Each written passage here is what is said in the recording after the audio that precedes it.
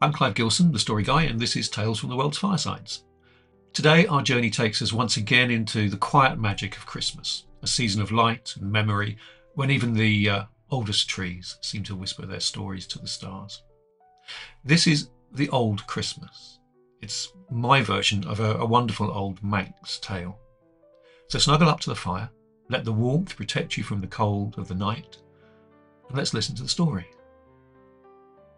The Old Christmas. Long ago, in the days of our grandmothers, people believed that Old Christmas Day, the 5th of January, was the true Christmas, the night when miracles walked the earth. On Black Thomas's Eve, the first of the Christmas holidays, all spinning wheels had to be put away, the net-making stopped, and no one was to work until after 12th day. To do so was bad luck, or worse.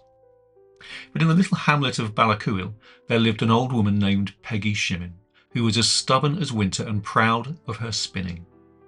That year she hadn't finished her flax, and she hated to leave a job half done. "Oh, it's new Christmas now," she muttered to herself on Old Christmas Eve, "and surely there's no harm in finishing what's begun." But even as she said it, a shadow of doubt passed through her mind. Still though, when her husband and the others had gone to bed, Peggy called out to her servant girl, Margad, a quiet and sensible young thing, saying, "Margad, you and I will finish the spinning tonight." Margad went pale. "Mistress, it's Old Christmas Eve," she whispered. "Aye, and what of it? Get your wheel." And so, though her hands trembled, the girl obeyed. Together they set to work, the soft whir of the spinning wheels filling the cottage. The fire burned low, the shadows moved across the walls, and the clock crept towards midnight. Just before the hour struck, Peggy looked down and stopped cold. The flax in her hands was turning black. Darker and darker it grew until it shone like wet tar. But Margad's flax stayed pale and clean, for she had only done what she was told. Peggy dropped her work, her heart thudding. "That's enough," she said, her voice shaking. She pushed away the wheel, blew out the lamp, and crept off to bed without another word. She knew now, without a doubt, which was the true Christmas night, and she never spun again on Old Christmas Eve. Margad was left alone in the kitchen, her wheel silent, her mistress now snoring softly upstairs. The fire was low and the house was still, and though she had been frightened at first, she was a brave enough girl and curious too. "They say strange things happen on Old Christmas Eve," she whispered to herself. "The bees are said to leave their hives and hum in praise of the Christ child. The young cattle kneel in the stalls, and the myrrh flowers are supposed to bloom at midnight." She bit her lip, thinking, "I wonder if it's true." So she wrapped a cloak around her shoulders and stepped outside into the cold, clear night. The moonlight lay white across the yard, and the stars glistened like frost. Midnight was just striking as she reached the little garden.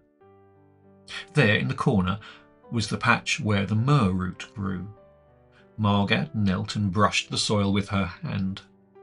The earth trembled slightly, then cracked, and two tiny green shoots pushed their way up into the frosty air. She stared in wonder as they grew before her eyes, taller, stronger, bursting into bud.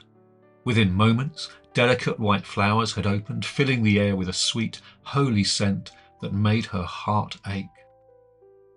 Margad reached out and picked a single blossom. "For luck," she whispered, and she kept it all of her life. Then she made her way to the cowhouse. Peering in there, she saw the young bullocks on their knees, their bodies trembling, their breath misting in the cold air. A sound like low moaning came from them, and drops of sweat glistened on their hides. Margad dropped to her knees too, whispering a prayer to the Holy Child who was born in a stable on this same sacred night. When she rose, the world felt changed, quiet but alive somehow. And as she walked back to the cottage, she heard a soft humming in the air. She looked towards the beehives, And sure enough, the bees were awake, buzzing gently, circling in the moonlight, singing their strange little hymn before settling back inside their hives as she closed the cottage door. After that night, whenever anyone asked Margad if she believed in the wonders of old Christmas Eve, she would smile and say, "Well, I know they're true, for I've seen them with my own eyes."